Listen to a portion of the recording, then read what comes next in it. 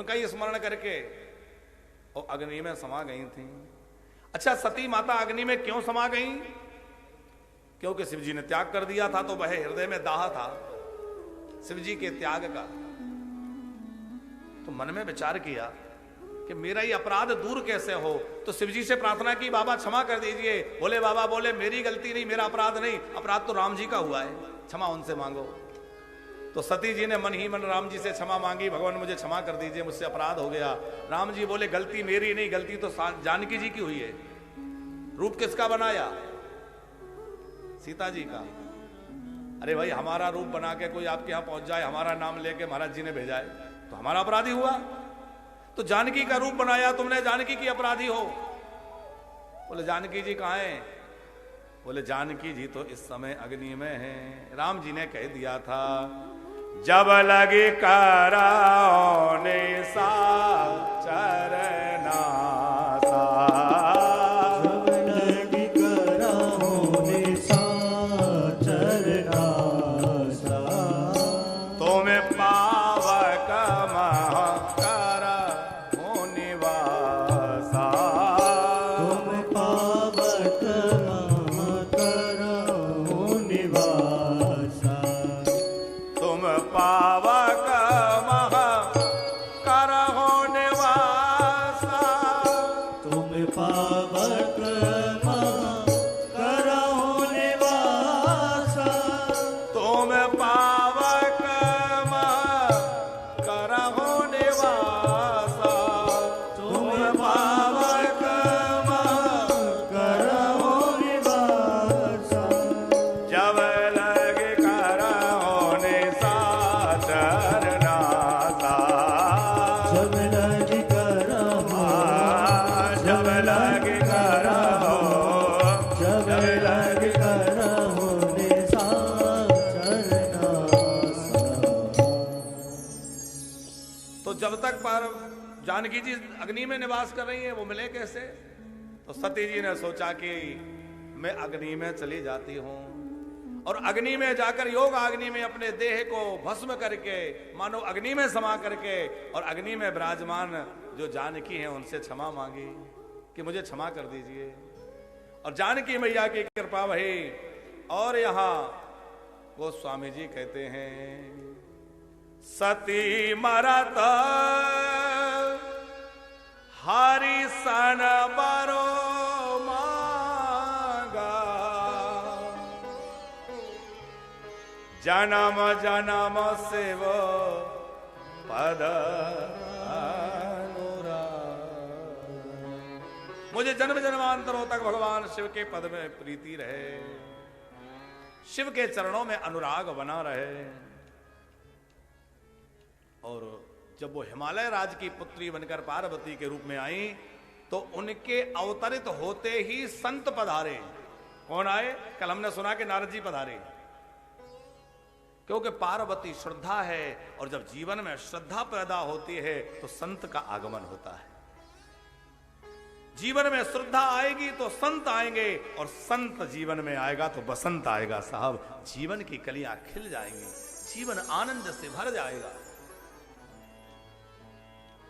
जीवन में एक नूतन चेतना, एक नई दिशा, क्योंकि संत आपके जीवन को निखारते हैं।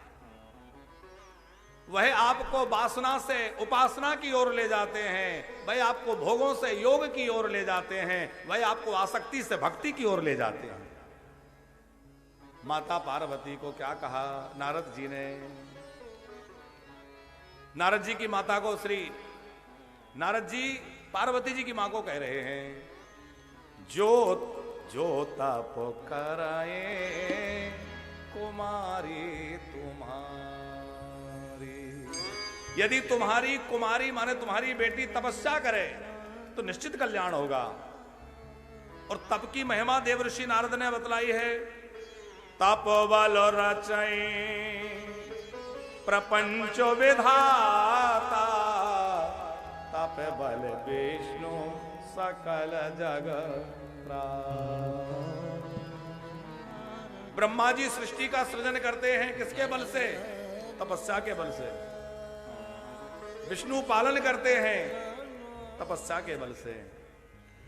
तप बल शंभु करहे संघारा और तप बल से सधा रहे मही भारा। भगवान शंकर तपस्या के बल से ही संहार करते हैं। शेष नाग तपस्या के बल से ही पृथ्वी को धारण करते हैं। तप आधार सब सृष्टि भवानी। नारद जी कह रहे हैं, हे उमा, हे भवानी, सारी सृष्टि तपस्या पर टिकी हुई है। और हम लोगों का जीवन अस्त व्यस्त है क्योंकि हम लोग तपस्या से दूर हो गए। तपस्या का मतलब ये नहीं है कि ध्यान लगा के बैठ जाएं, कि समाधि लगा के बैठ जाएं, उसी को तपस्या कहते हैं। नहीं, तपस्या का मतलब है अपने नियम में दृढ़ रहना। सत्य बोलना भी तप है। साच बराबर तप नहीं, झूठ बराबर पाप। हमने नियम ले लिया कि हम झूठ नहीं बोलेंगे, ये हमारी तपस्या है।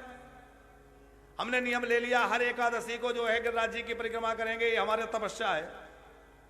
जोर की ठंडी पड़ रही है तब भी हमारे नियम नहीं छोड़ रहे। भारी धूप हो रही है, गर्मी हो रही है, तब भी अपना नियम निभा रहे हैं, तो वो भी तपस्या है। आपने नियम ले लिया सवेरे 4 बजे उठ करके भगवान की पूजा में बैठना है, ठंडी पड़े, गर्मी पड़े, बरसात हो, फिर भी अपना नियम ना छोड़ रहे, वो तपस्या है। कोई भी नियम आपने जीवन में जो बनाया है उसको दृढ़ता से पालन करना तपस्या है। तपस्या का मतलब केवल आंख बंद नाक बंद करके बैठना नहीं है। जीवन में तप हो, और जैसे सोना तपने से चमक जाता है, वैसे ही जो तपस्या करता है उसका जीवन चमकने लग जाता है। साहब, उसके जीवन में चमक आ जाती है, उसका जीवन निखर जाता है, उसका जीवन सज जाता है। क्योंकि भोगों से शरीर आपका तेज नष्ट होगा और भजन से आपका शरीर पुष्ट होगा। भजन करने वाले की आभा अलग होती है। चाहे जितने महंगे महंगे क्रीम रगड़ लो, चमक नहीं आएगी। भैया, सच पे चलना शुरू कर दो और अपना जीवन संयमित कर लो, अपने आप जीवन में चमक आ जाएगी। तपस्या करो, जीवन में चमक आ जाएगी। भजन करने वाले महात्माओं को देखिए कैसा अद्भुत तेज उनके चेहरे पे होता है। सहसा कोई उनसे नजरें नहीं मिला सकता। तो कौन सा फेशियल करा रहे हैं, और यहां रगड़ रगड़ के ऐसा खराब कर दिया थोड़ा, मगर चमक नहीं आ रही है।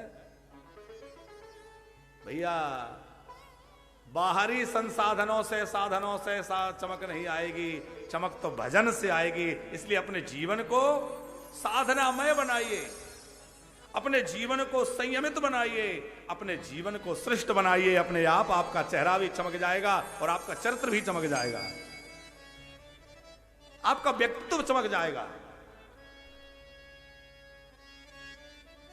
पार्वती जी अपने माता पिता से तपस्या की आज्ञा लेकर के और वन में निकल गईं, और वन में जाकर के कठोर तप भगवान शंकर का स्मरण करते हुए करने लगी। इतना कठोर तप पार्वती जी ने किया कि बड़े बड़े योगी भी उनको देखकर लज्जित हो जावे। तप तो इसे कहते हैं।